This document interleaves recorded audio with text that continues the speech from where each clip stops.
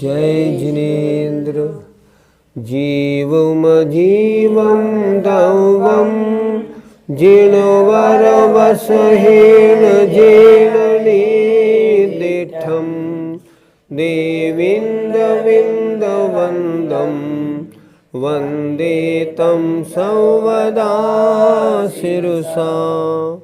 पंच परमेष्ठी भगवान की जय। पिछली पाठशाला में सम्यक दर्शन किसे कहते हैं, सम्यक दर्शन कितने प्रकार का होता है, कैसे होता है, उसका क्या लाभ है, सम्यक दृष्टि कहाँ पैदा नहीं होता, ये सब चर्चाएं हुई। अब आज हम सम्यक ज्ञान के बारे में जानेंगे। संशय विमोह विभ्रम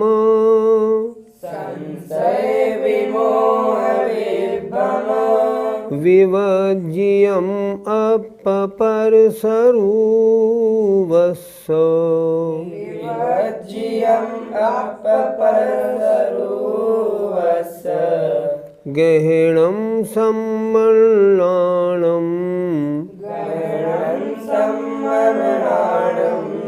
सायारुमणीयभेयं च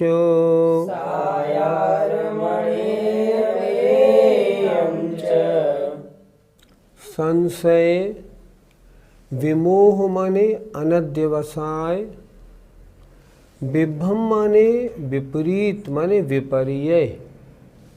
संशय, अनध्यवसाय और विपर्य या विपरीत, इनसे विवर्ज्यम विवर्जितम माने रहित,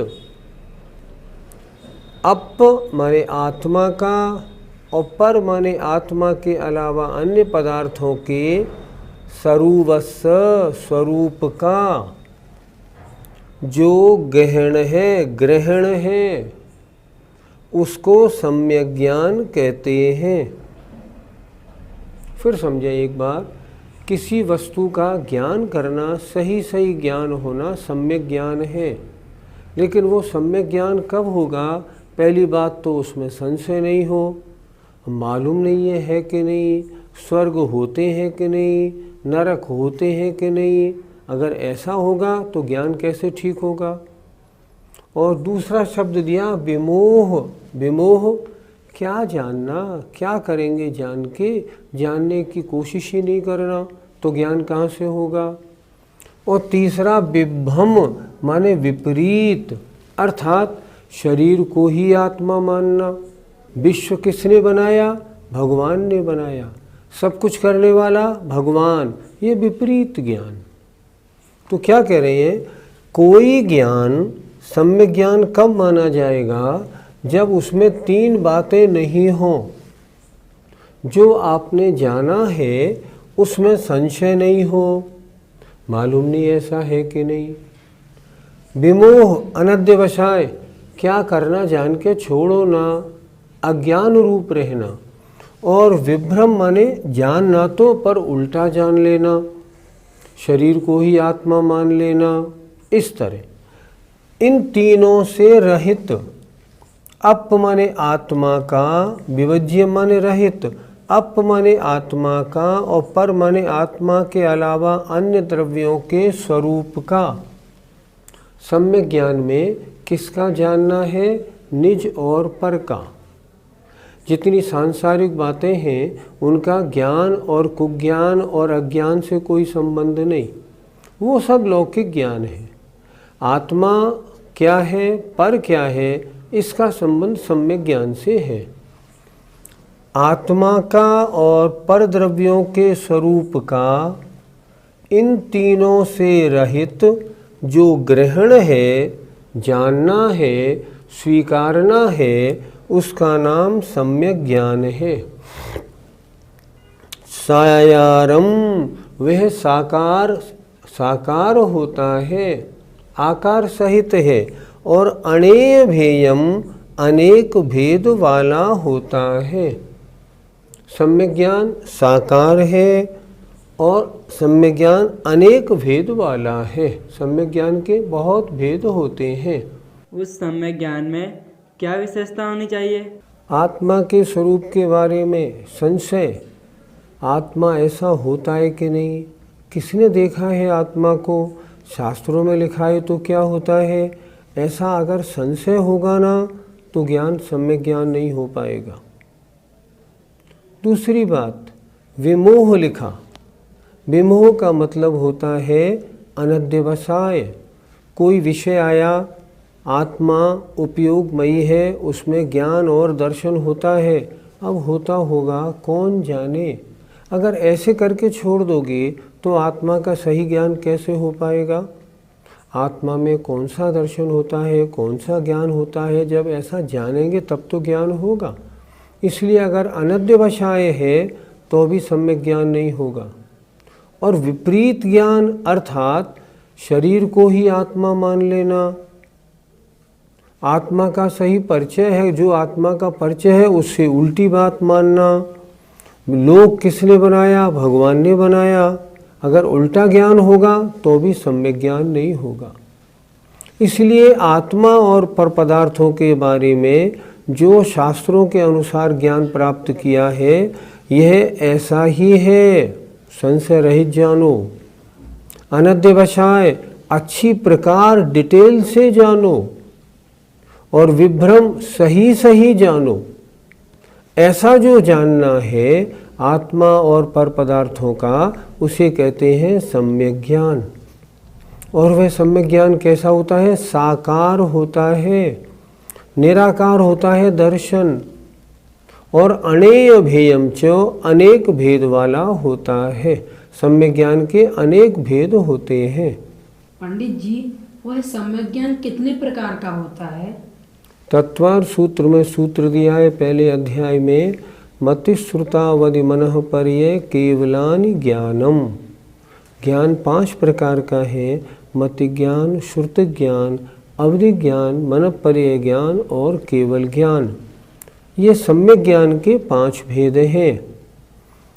अगर श्रद्धान सही है तो ज्ञान सम्यक ज्ञान कहलाता है, और श्रद्धान गलत है तो वही ज्ञान मिथ्या ज्ञान कहलाता है। ज्ञान माने निज और पर के स्वरूप को जानना। पहले 5 ज्ञान बताए सम्यक ज्ञान में। पहला मतिक ज्ञान, इंद्रिय और मन की सहायता से जो ज्ञान होता है वह मतिक ज्ञान है। श्रुतक ज्ञान, इंद्रिय और मन की सहायता से जो जाना उसको विशेष जानना श्रुतक ज्ञान है।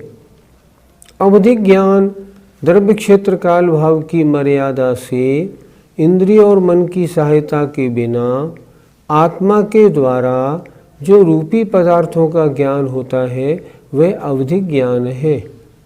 मनपर्य ज्ञान, ईहामतिक ज्ञान के द्वारा दूसरे के मन को जानकर मन में चिंतित पदार्थ को जानना मनपर्य ज्ञान है।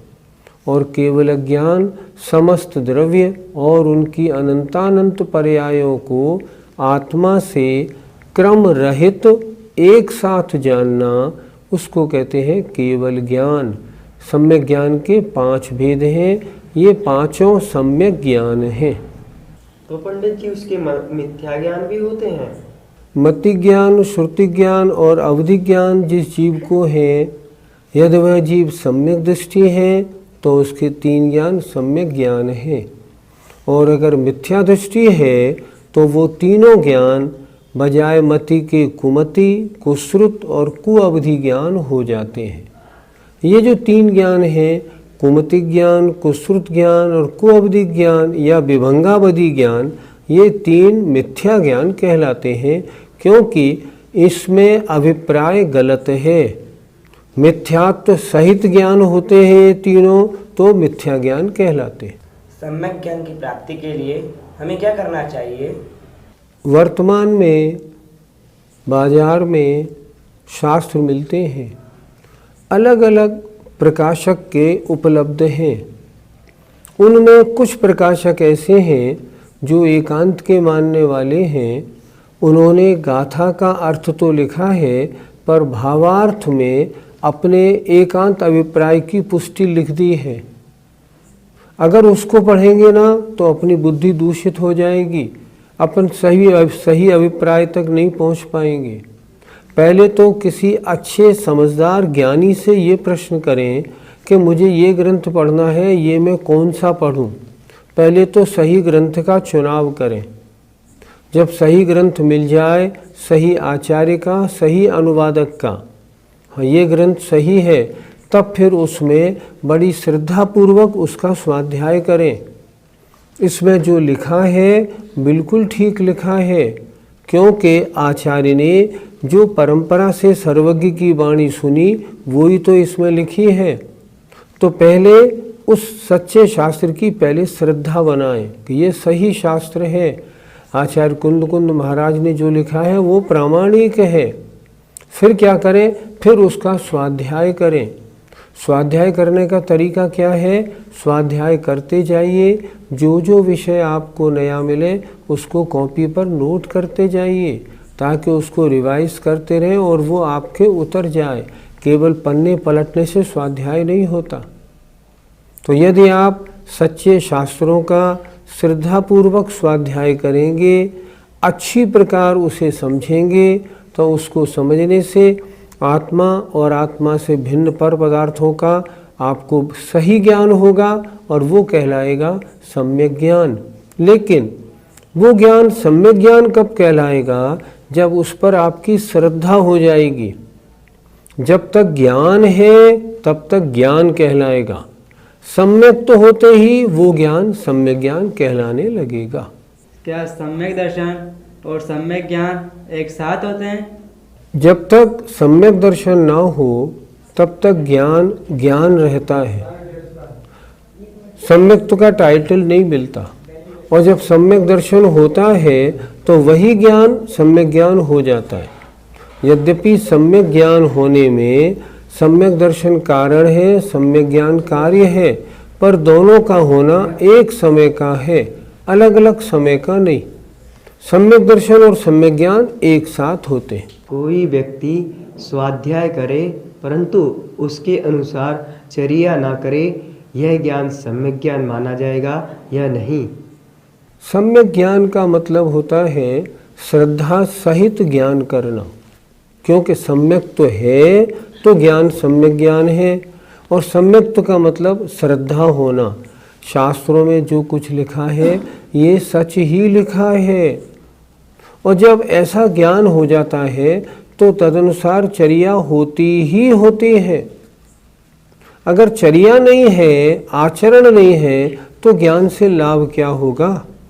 हम किसी डॉक्टर के पास जाएं, हमारी पीठ में दर्द था, बाहर 10 पेशेंट बैठे थे, हमने पूछा क्यों भैया आप लोग क्या करते हो? बोले हमारे पीठ में दर्द था, डॉक्टर साहब ने हम सबका ठीक कर दिया। तो आपको ज्ञान भी हुआ और श्रद्धान भी पक्का हो गया कि ये डॉक्टर पीठ के दर्द का सही इलाज करता है। आपने डॉक्टर को दिखाया और डॉक्टर ने आपको देख के आपका ट्रीटमेंट लिख दिया। अब मैं पूछता हूँ, क्या उस ट्रीटमेंट के लिखने से आपका दर्द ठीक हो गया? नहीं हुआ। अगर आपको उस पर श्रद्धान था तो क्या आप उस ट्रीटमेंट को बाजार से खरीद के ला के प्रयोग में नहीं लाएंगे? लाएंगे। उसी तरह आपने श्रद्धान किया, मोक्ष मार्ग इन शास्त्रों में वास्तव में ठीक ठीक सच्चा लिखा है और लिखा है, और आपने उसका ज्ञान और श्रद्धान कर लिया तो चर्या तो होती ही होती है। अगर चर्या नहीं है तो सम्यक ज्ञान और सम्यक दर्शन फलदायी नहीं होते। आकार सहित जानने को सम्यक ज्ञान कहा। सायार, सायार माने सम्यक ज्ञान आकार सहित जानता है। तो प्रश्न हुआ, क्या आकार रहित जानना भी कोई जानना होता है? तो आचार्य कहते हैं हाँ, आकार रहित जानने को दर्शन कहते हैं। तो वो दर्शन क्या है, उसका क्या स्वरूप है, ये अगली गाथा में देखिए। जम सामल्लम गहणम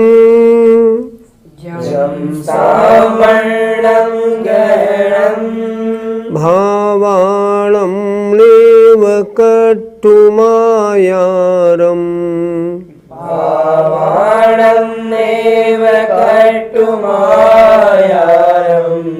अविशेषिदूण अट्ठे दंसणुमिति भर्णये समये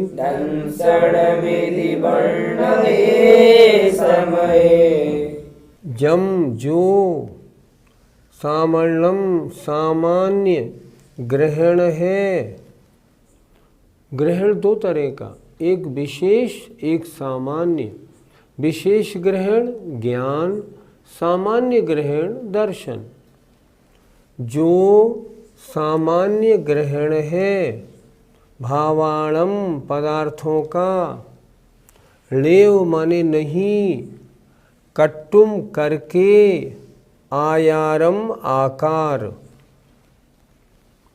अविशेषिदूण विशेषता रहित, अट्ठे माने पदार्थों को। समये शास्त्रों में दंसणम दर्शन इस प्रकार कहा गया है। पदार्थों का जानना अगर विशेष है तो ज्ञान है, सामान्य है तो दर्शन है। यदि आकार सहित है तो ज्ञान है, और आकार नहीं करके है निराकार तो दर्शन है। अगर विशेषता सहित है तो ज्ञान है, और विशेषता रहित है तो दर्शन है। दर्शन और ज्ञान में तीन प्रकार का अंतर समझना है। ज्ञान विशेष ग्रहण, दर्शन सामान्य ग्रहण। ज्ञान में आकार सहित और दर्शन में आकार नहीं करके। ज्ञान विशेषता सहित और दर्शन विशेषता रहित। अब इस गाथा का अर्थ करते हैं ढंग से, जरा देखिएगा। अट्ठे पदार्थों को विशेषता रहित, लेव आयारम कट्टुम आकार नहीं करके, भावाणम पदार्थों का जो सामान्य ग्रहण है उसे शास्त्रों में दंसणम यह दर्शन है ऐसा कहा गया है। थोड़ा सा कड़ा है, ज़रा थोड़ा सा मन लगाना पड़ेगा। फिर एक बार देखें। अट्ठे पदार्थों को अविशेषिदूण विशेषता रहित, आकार नहीं करके, लंबा है, चौड़ा है, पतला है, मोटा है, ऐसा कुछ नहीं। आकार नहीं करके पदार्थों का जो सामान्य ग्रहण है उसे शास्त्रों में दंसणम इति यह दर्शन है ऐसा कहा गया है। दर्शन का समझना थोड़ा कड़ा है। मैं अभी उदाहरण से आपको समझाऊंगा, ज़रा पहले गाथा ठीक समझ लीजिए। फिर देखें। अट्ठे पदार्थों को विशेषता रहित, विशेषता नहीं करके जानना। दूसरी बात, आकार नहीं करके जानना। और पदार्थों का जो सामान्य ग्रहण होना है उसे शास्त्रों में दर्शन कहा गया है। पीछे कुछ गिरा, आवाज़ आई, हमने पीछे मुड़ के देखा क्या गिरा, तो पीछे जो गिरा अभी हमें उसका ज्ञान नहीं हुआ, हमें इतना ज्ञान हुआ कुछ गिरा। फिर ये भी ज्ञान नहीं हुआ कि क्या रुपया गिरा, चांदी का गिरा, सोने का गिरा, कैसा गिरा। तो जब तक पीछे कुछ गिरा है, इतना जानना है तो दर्शन है। अच्छी तरह समझिएगा, जब भी ज्ञान होता है पहले दर्शन होता है फिर ज्ञान होता है, लेकिन दर्शन का समय इतना थोड़ा है जो बहुत कम समझ में आता है। आत्मा ने, आपने किसी वस्तु को जानने का प्रयास किया और जब तक उसका ज्ञान नहीं हुआ तब तक दर्शन, ज्ञान हुआ सोई ज्ञान। जैसे पीछे कुछ गिरा और मैंने मुड़ के देखा, तो जब तक मैं यहाँ से यहाँ तक मुड़ा तब तक दर्शन, कुछ गिरा है। और मैंने कहा सफ़ेद सा कुछ है, अठन्नी है या रुपया है, चांदी का है, ये सब ज्ञान हो गया। जब तक कुछ गिरा है तब तक दर्शन, सिक्का गिरा है तो ज्ञान। तो यहाँ क्या कह रहे हैं कि जब तक किसी वस्तु को जानने में पहली बात आकार नहीं है, दूसरी बात विशेषता नहीं है, गोल है क्या, आकार नहीं, मालूम नहीं कुछ गिरा है। अच्छा, विशेषता चांदी का है या सोने का, अभी इसका भी ज्ञान नहीं। सामान्य ग्रहण है, कुछ गिरा है, तब तक दर्शन। और आपकी नज़र पड़ी, सोई, हो गया ज्ञान। हाँ, कुछ चांदी का सिक्का है। और ज्ञान होगा तो पहले अवग्रह, ईहा, अवाय, धारणा। तो यहाँ क्या समझना है, यहाँ ये समझना है जब तक आत्मा का प्रयास तो है लेकिन वस्तु का ज्ञान नहीं हुआ तब तक दर्शन।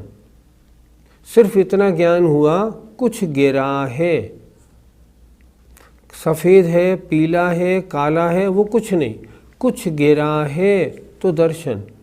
कुछ पीला सा है तो ज्ञान, कुछ लंबा सा है तो ज्ञान। तो यहाँ बताया जानने में जब तक सामान्य ग्रहण हो, विशेषता रहित हो, आकार रहित हो, उसको दर्शन कहते हैं। और जब जानना विशेषता सहित हो, आकार सहित हो और विशेष ज्ञान हो, भेद सहित हो, उसको ज्ञान कहते हैं। ये दो बातें समझने की है। दर्शन कितने प्रकार का होता है? जब द्रव्य संग्रह में शुरू में उपयोग बताए थे तब उपयोग के बारे में बताया था। दर्शनोपयोग 4 प्रकार का है, चक्षु दर्शन, अचक्षु दर्शन, अवधि दर्शन और केवल दर्शन। परिभाषा: चक्षु से ज्ञान होने से पहले होने वाला सामान्य ज्ञान चक्षु दर्शन, अन्य 4 इंद्रिय मन से होने वाले ज्ञान से पहले अचक्षु दर्शन, अवधिक ज्ञान होने से पहले अवधि दर्शन और केवल ज्ञान के साथ जो सामान्य ज्ञान होता है वो केवल दर्शन कहलाता है। 4 प्रकार का दर्शन है। आज हमने, समय आपका हो गया, आज हमने ज्ञान और दर्शन का अंतर समझ लिया। जहाँ विशेषता है, आकार है, भेद सहित ग्रहण है, वहाँ ज्ञान है।